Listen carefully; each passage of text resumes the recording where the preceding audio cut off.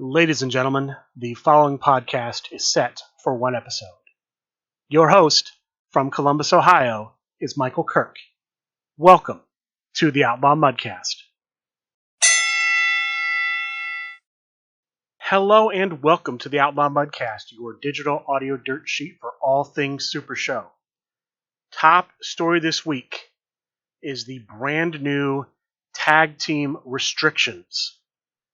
These are currently listed on supershowthegame.com under the rules section under tag team restrictions. This at one time was being called T20. It's way more than 20 items on this list, so they thought about calling it T50. It could get bigger. But the following competitors and entrance cards are on this restricted list. In official SRG Universe tag team events, a tag team may have only one of these cards, either competitor card or entrance card, on their team. These aren't booked, but they're restricted to one per team. Let me read off who is on this list. For competitors, we have Andreas Fiesta, Backpack Man, Big Bad Bobby D, Cactus Sack, both versions of Cactus Sack, Caveman, Charlie Tiger, Colt Cabana. From what I understand, this is also both versions, both Colt Cabana and Chicago's own Colt Cabana. Combat Chris, Cyclone, both versions of Cyclone.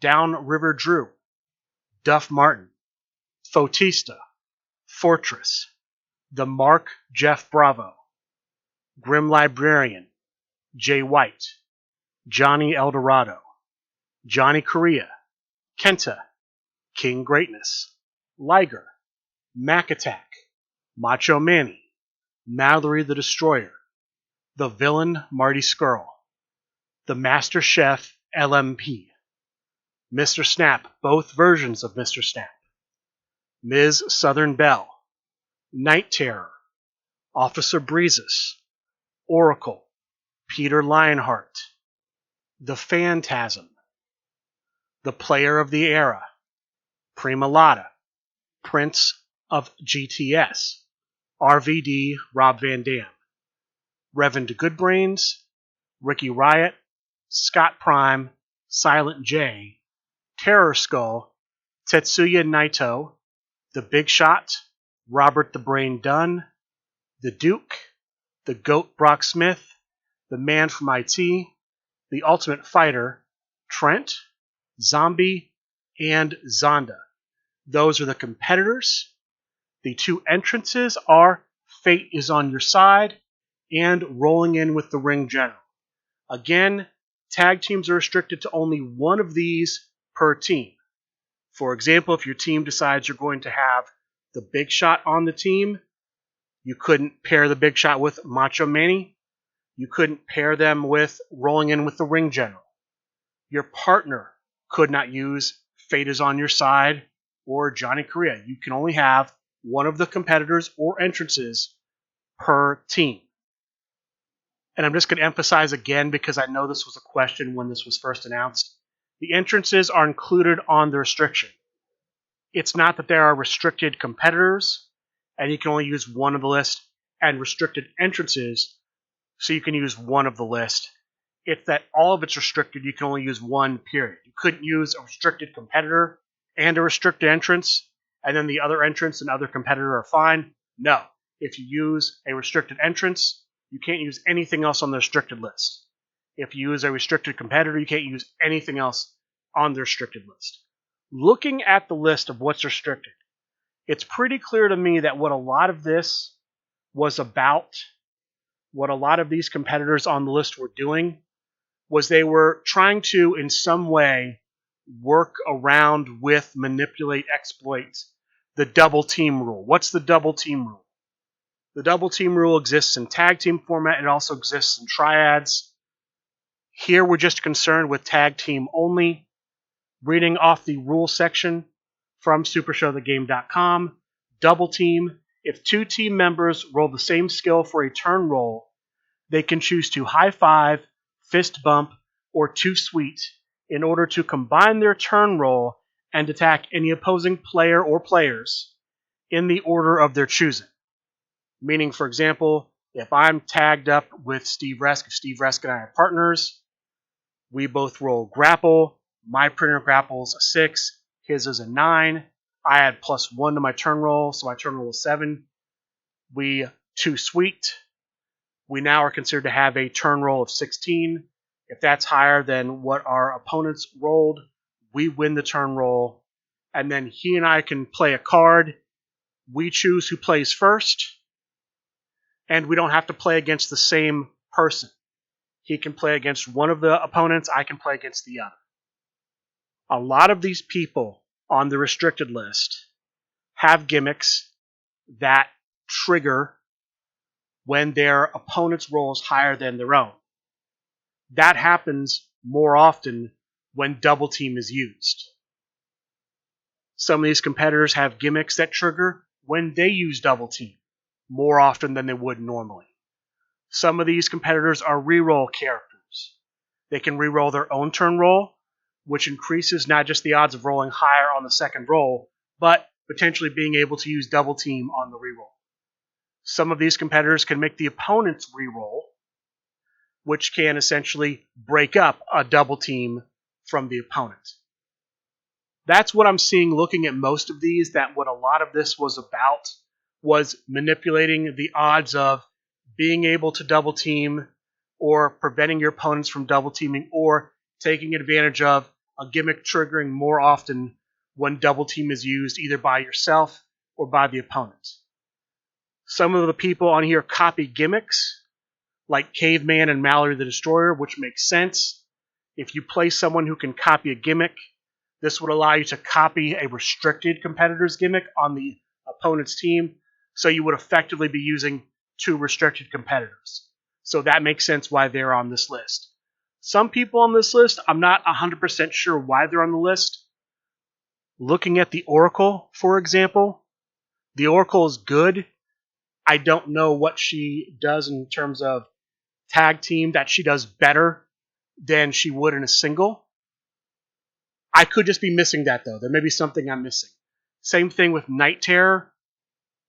Night Terror is still good. Maybe that's why. Maybe because they're so good, they don't want them being paired with another competitor that's really good in tag. That could be it, too. There are some notable omissions from this list. I don't see Snake Pit. Snake Pit makes a lot of these lists for being booked. He didn't make the restricted list here. I don't see Devil's Advocate on this list. He makes a lot of restricted lists, a lot of ban lists, booked lists. Again, I'm just pointing that out, not making a judgment either way. The list is currently posted on supershowthegame.com. Again, under rules, under tag team restrictions. It should be in effect for the next big tag team event at Origins. So if you're going to play in the Origins Tag Team Tournament, consult this list to see who you can and can't use. There's also an interesting question revolving around the LFF Tag Team Championship. The current tag team champions, their team consists of 2 competitors on this list. The next challengers for the championship also have a team that includes 2 competitors on this list. Everett Stevens, who is currently managing the division for the LFF, stated when this list was revealed on the last episode of Talk of the Universe that when the next championship match concludes, no matter who is the winner, there will be some sort of change made depending on who wins. He'll have to reach out to the current champion at that point, and they'll have to make some decision about the makeup of their team going forward. That is the news about the new tag team restrictions. Keep these in mind when the next big tag team event comes up in just a few weeks at Origins Game Fair. Speaking of upcoming events, the Saturday before Origins Game Fair, which is happening June 21st through 25th, the Saturday before, June 17th, will be the Custodial Clean Sweep Championship. Sign-ups available on supershowthegame.com under shop, under online events, No charge to get in. Winner will receive a Champion of Kickstarter entrance card. Runner-up will receive an old school pack. It's scheduled to start at 7 p.m. It's a 32-player event. They have announced the stipulations for Top Cut and the booked list. The stipulations for Top Cut are in the quarterfinals, the top 8 tables matches, in the semifinals, the top 4 steel cage matches, and the finals match will be a main event match. One caveat on the prize: if you already have a Champion of Kickstarter card, you must pay the Champion of Kickstarter forward if you win it. Now, the booked list. I was considering reading off the booked list. It's a huge booked list. I believe what they said on Talk of the Universe was that there were around 90 competitors on this list. I think rather than reading off all 90, I'm just going to say if you look at the last episode of Talk of the Universe on twitch.tv/srguniverse, the May 31st episode of the show, I'm looking right now at the video, 1 hour, 10 minutes, 49 seconds. I have it paused there. You can see the whole list. It's a lot of competitors. Some you're very well familiar with. People like Snake Pit, all versions, El Super Hombre, Big Bad Bobby D, Ariel Lipstick, Trent, Gold Standard, both versions of EC3, Devil's Advocate, Amazing Red, a lot of the top competitors, and also some competitors that are kind of a surprise. Swim Files, Krampus, King Cold, Kid Thunder. Some competitors on here are definitely a surprise. So, if you're interested in signing up for this event, I suggest looking for this list, finding it, seeing who your options are, and then make your choice accordingly. That's it, though, for the Mad Custodians event. Those are the big stories from this week.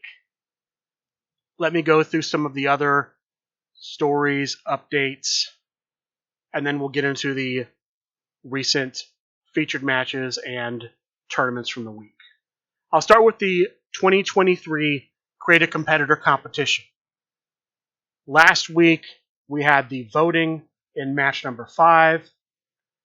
Private Cuddles versus the Survivalist versus the Trickster. I did find out that the Survivalist was created by Chris Bridges. I don't have the results of match number 5. I was hoping we would get them on last week's episode of Talk of the Universe. I watched it twice, didn't see it. I've reached out to Brian Schmidt. I reached out to Pat Mulligan. Hopefully I will get the response back from them with the winner, and I will tack that on to the end of the show if I get it before the show is published. Otherwise, I'll try to give it to you on next week's show. Right now, though, the result of match number 5 has not been posted anywhere. We do know who is in the final match. The final match is going to be Captain Kiddo, who is the son of the Dread Pirate tech support, versus Math Guy, created by Brandon Kong, versus Rocky Romano, who I don't know anything about. I believe Pat Mulligan has posted the descriptions on the SRG Super Show discussion group on Facebook, so if you want more information about them, check that out. But their match scheduled to go live on June 7th. June 7th, 10 p.m. Eastern, run 72 hours, close Saturday, 10 p.m. Eastern. That's going to be June 10th. You can vote once an hour, every hour, for who you want to see go on to round 2 and join the Foreman, Matty Bar 1, Rowdy Ron, Moxie, the winner of match 5, and JAC. That's what I have for you on the CCC. Faction Wars update. Last week, the higher class was up 4 points to 2 points. Impact has tied it. It's now 4 points apiece, 2 wins for the higher class, 2 wins for Impact. This win came in the Tech 10 versus Tech 10 matchup. Impact wins that to even it up. It's all square at this point in the finals of Faction Wars 4. The LFF Trios Championship. The general manager for the LFF Trios division has announced 2 future contenders for the championship. The first, coming out of ACCW in Georgia, everyone's enemy Joel Williams. We don't know when he will get his shot at the Trios belt, but he will get a shot. The other contender, who will be the next contender for current champion Simple Chuck, the newest member of Crime Wave, Swaggy D. Swaggy D gets the next shot to be the LFF Trios champion. Will he be able to defeat Simple Chuck to do it, or will Simple Chuck overcome? We'll have to find out when that match goes down. Let's talk about some featured matches from this past week, in no particular order. First, we have the finals for the United States Contender Tournament. The winner of the tournament will be the next contender for the United States Championship. This match was supposed to happen about a week ago. It was delayed. As a result of the delay, they changed the stipulation. The stipulation went from being, I believe, steel cage, just going from memory, to Ring of Fire. Big Match Pete, playing as Johnny T, faced Colin the Chrononaut, playing as Steel Wool, in the Ring of Fire match. From what I understand, it was a very short match, only about 7 turns. At Crowd Meter 0, the winner, who will get a future shot at the LFF US title, Big Match Pete. Congratulations to Big Match Pete for winning the tournament. Next featured match, the finals of the Rising Star 3 tournament. The 2 finalists were the TVA Commissioner and now part of the Constellation faction, Drew Madsen, playing as Amazing Red, taking on the Phil Birch of The Big Picture, playing as the Ikuzo version of Fox Assassin. This was a main event stipulation match with a special guest referee of the Pulverizer. Each player in the match could use the Pulverizer's gimmick 1 time in the match. This match goes all the way to Crowd Meter 4, and at Crowd Meter 4, with a finish roll of an 8, the winner, the TVA Commissioner, Drew Madsen. Congratulations to him for securing the victory in the Rising Star 3 tournament and kicking off the history of the Constellation faction with a big win. That was Rising Star 3. Wednesday, we had the Online League Singles Finals. Again, I normally don't report on this, but it was after Talk of the Universe, so I'm going to go ahead and talk about it. This was a main event stipulation match. It featured Press 1P, playing as his creation, the Player of the Era, versus Ed Ortiz, playing as the Wreck. The match goes to Crowd Meter 1. The winner at Crowd Meter 1, winning the Online League for this season, Press 1P. Congratulations to him for his victory. This brings us to the online tournaments from this past week. Only 2 that I'm aware of. We have Monday night, the Monday night consigliere fights, run by Brian Waitfort Schmidt.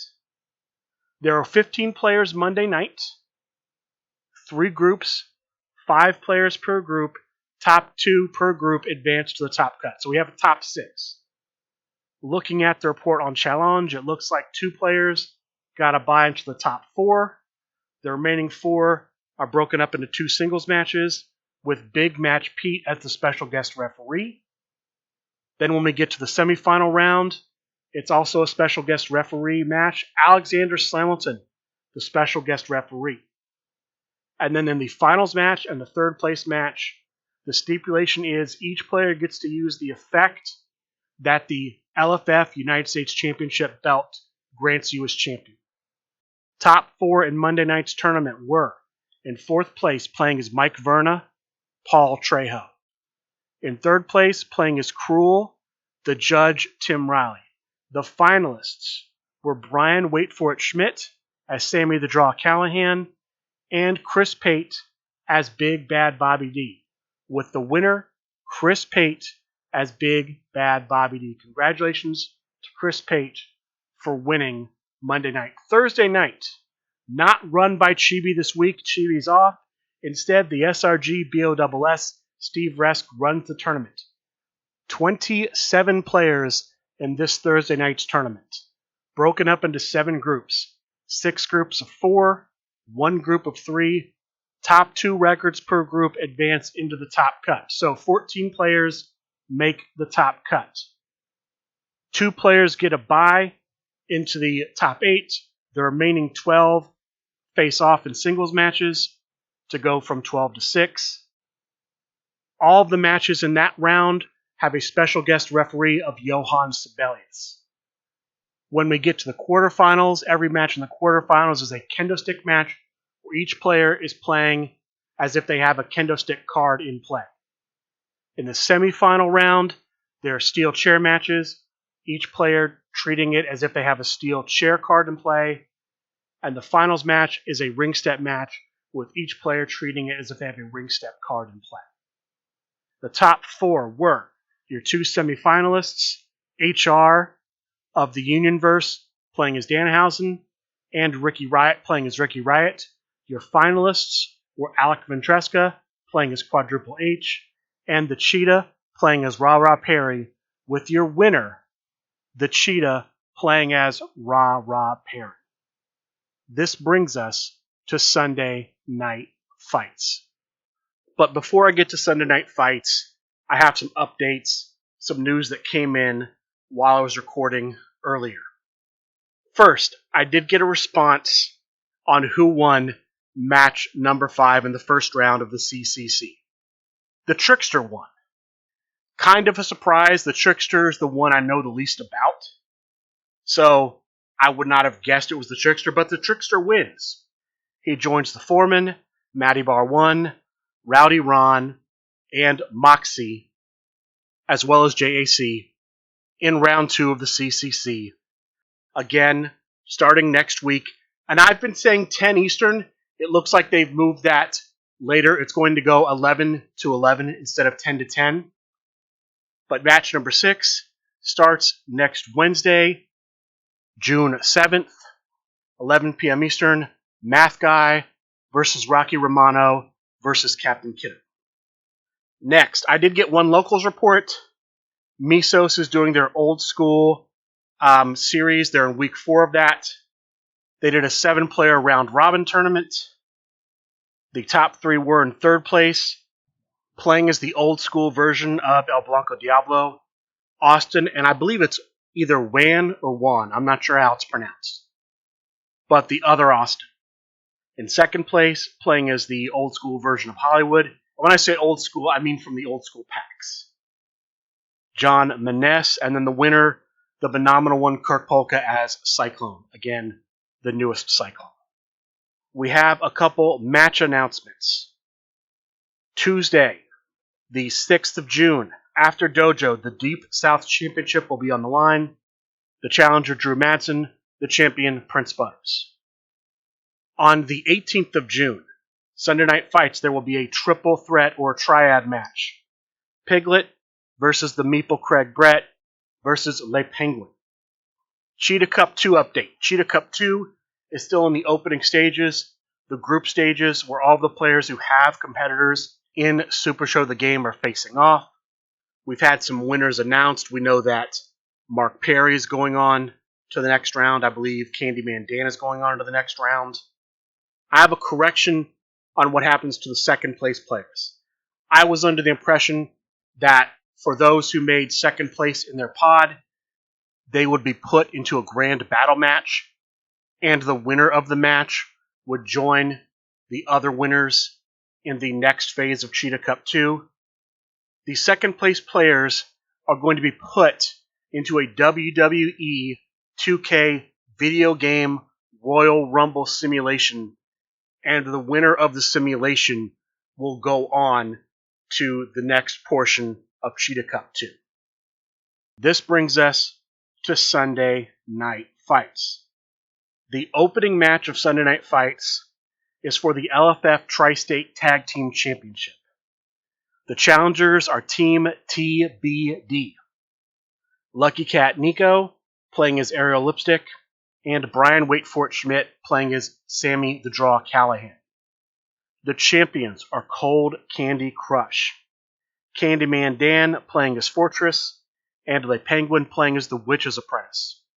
This match went well over an hour, played under New York rules, so no disqualifications, and starting at crowd meter 1. It goes all the way to crowd meter 4, with the winners at crowd meter 4 still champions Cold Candy Crush. The next contenders for Cold Candy Crush will be the tag team of Boom Bada and Fireball. No date and time yet on that match, but those are the next contenders for the LFF Tri-State Tag Team Championship. This brings us to the main event of Sunday Night Fights, the LFF World Heavyweight Championship. The Grump Danny Thunder, in what I believe is his first defense, is supposed to face a mystery opponent. The mystery opponent is originally announced as Press 1P. Press 1P is not there. He is counted out. Then, the man who set this match, the interim general manager, Brad Iyer, reveals that the true mystery opponent is his Under the Bridge tag team partner, James Booker. They had been pretending to be on the outs. That was all a lie. James Booker, playing as Booker Mania, faces the Grump in a buddy building match. Booker Mania's gimmick cancels out Funtime Bob's gimmick. That's who the Grump is champion with. Booker Mania, James Booker has the advantage there. Buddy building stipulation makes the LFF World Heavyweight Championship title not matter. It takes away the effect of the belt. So the Grump loses that. And James Booker knew going in what the stipulation was, so he constructed his deck to give him a huge advantage. And the match goes on very quickly. Booker Mania is running away with it. For those of you who aren't familiar with the buddy building stipulation, finishes do not trigger finish rolls. The skill boosts are not applied. In fact, you cannot get boosts to your skills in a buddy building match. You win when you have all 3 of your finishes in play. Booker Mania gets his strike and grapple finish in play. Before he can hit a sub, the SRG BOSS steps in. The match is paused. The SRG boss attempts to use a veto that John Calais, the general manager, gave him before he went on vacation. After the match comes back, the following offer is made. If the Grump agrees to join the Crime Wave for 2 years, the championship match would restart as a standard singles match. The Grump declines, the match continues, and the winner at crowd meter 0 is James Booker. He hits that 3rd finish. He is the new LFF World Heavyweight Champion. This match is extremely controversial because it was extremely lopsided. Everything went in favor of James Booker. He had the knowledge. He was able to choose the perfect opponent, an opponent that negated 2 of the stops that Funtime Bob likely would have run at 13 and 14. He's able to pick the competitor that takes away the gimmick. The stipulation takes away the belt advantage. The match is very controversial because on the one hand, there are people who say, look, wrestling is a work. It's fake. And so booking like this to give an advantage to one opponent over the other is perfectly acceptable, and people should just get over it. On the other hand, this is a card game that is a hobby that is supposed to be fun. Booking as a championship match, a match that is clearly designed to be heavily in favor of one player over the other, clearly can't be fun for the player who's being taken advantage of. Second, how much do we want to normalize rigging matches? If it's acceptable to rig a championship match, Is it acceptable to rig a finals match for a Create a Competitor tournament? It's wrestling. It's a work. If you sit down to play a CAC tournament, you make the finals, the tournament organizer decides, hey, I like one finalist over the other. I'm going to book the match to give the finalist I like an advantage over the finalist I don't like. Is that okay? When is fixing a match okay? I think it's a bad idea to fix matches. The only way it's acceptable is if both people know going in and are okay with it. But then again, in general, do you want to present the game in this way? Do you want to present to the public that, hey, Supershow the Game is a game where you may get into a tournament or you may get a shot at a championship and win. And then when you get the shot to get the finals or get a shot at a belt or be defending a belt, they may decide to rig the tournament at the last minute to make you lose. Is that appropriate for a card game that's supposed to be fun? We just had a big discussion about dice towers being cheating, dice cups being cheating. Is rigging matches to help one person win over another cheating? Especially in this particular case where it's clear Brad Iyer and James Booker are friends. Brad Iyer openly rigged the match to help James Booker win. Is that okay? Is that type of cheating, so to speak, okay? It's a question Supershow the Game needs to answer. I don't like it because, honestly, I don't believe that the Grump was in on this. Maybe he was. Maybe the Grump knew all this going in, was perfectly fine with losing his championship in this way. Maybe this was all worked out and we're all being tricked. But maybe it wasn't. The question isn't whether or not this is good in this case. The question to me is this the precedent we want to set in Supershow the Game? Is this the way we want people to look at how Supershow the Game is run? Remember, this is the LFF World Heavyweight Championship, the top prize in Supershow. These matches are supposed to be showcasing the best of Supershow. If the best of Supershow is people trying to fix matches so people they like win over people they don't like, is that a great game to present to potential people who want to play? Is this how Supershow the Game wants to represent itself? Because it is how Supershow is representing itself. From what I've seen from a lot of the people in charge, it is. I didn't see the general manager, John Clace, object. I've seen a lot of praise from the chief operating officer, Griff Briggs. He's been very publicly vocal that this is what he wants to see in Supershow the Game. Presenting fixed matches, rigged matches, designed to favor one opponent over the other is how he wants this game to be perceived by the public. Now, I know he's just playing a role.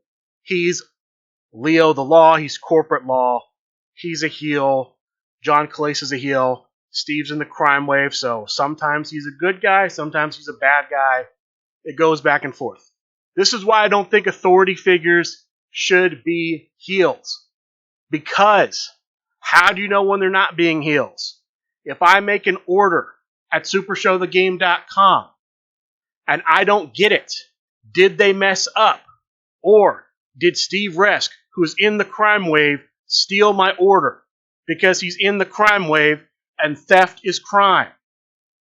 I don't believe he's stealing my order, but if that's how you want to present yourself in the game, you should be prepared for people to think that way.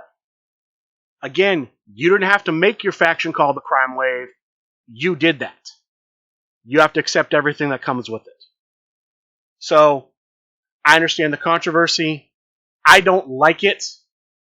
Again, Supershow should be, like any other card game, about fun. What's fun about playing in a lopsided match designed to see you fail, designed to see you lose? I don't think that represents the best of Supershow.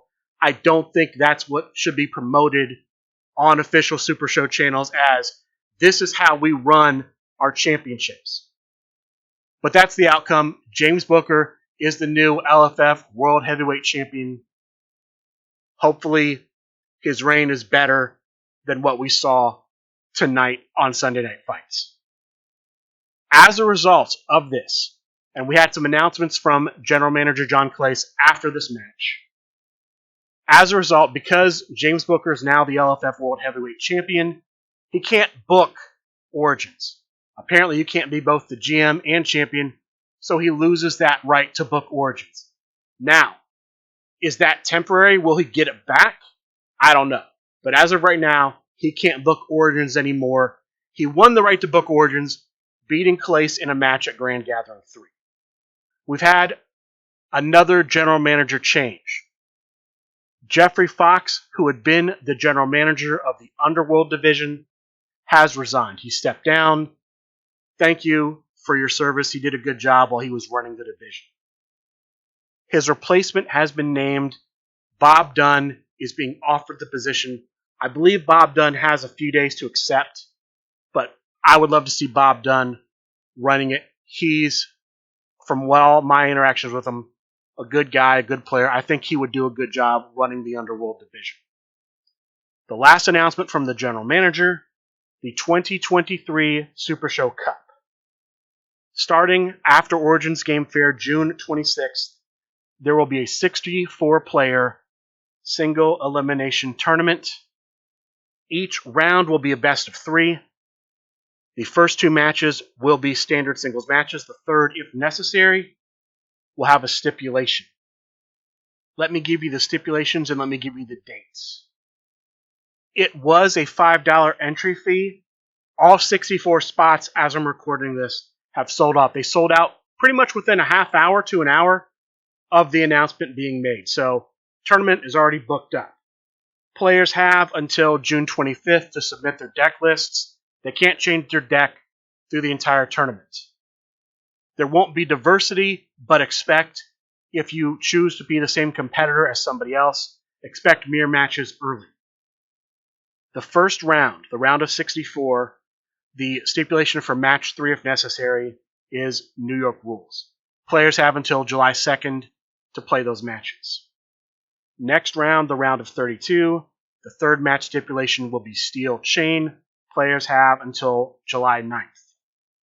The third round, the round of 16, third match stipulation if necessary, Liger's Den, must be played by July 16th. Fourth round, that's the quarterfinal round. Third round stipulation if necessary, steel cage, due July 23rd. Semifinal round, ladder stipulation if necessary, and match 3 must be played by July 30th. And then the finals of the 2023 Super Show Cup tournament will be streamed at Gen Con. So the finals will take place at Gen Con. Hopefully both people in the tournament are there, but the finals will take place at Gen Con. Stipulation to be determined. To submit your deck list, email it to John Clace at SRG Universe. The subject should be Super Show Cup deck list. There are no sign-up promos. There will be prizes to the top 4. The winner of the tournament will receive a trophy for the 2023 Super Show Cup and a shot at an LFF championship to be determined by the general manager, John Clace. That is what I have for you on the Super Show Cup, and that is what I have for you for the news from this week. As far as tournaments for next week, nothing has been announced. Look for something Monday night. Look for something Thursday night. Dojo is always Tuesday night, twitch.tv/SRG Universe. With that being said, I would like to thank all of you for listening, and a good day.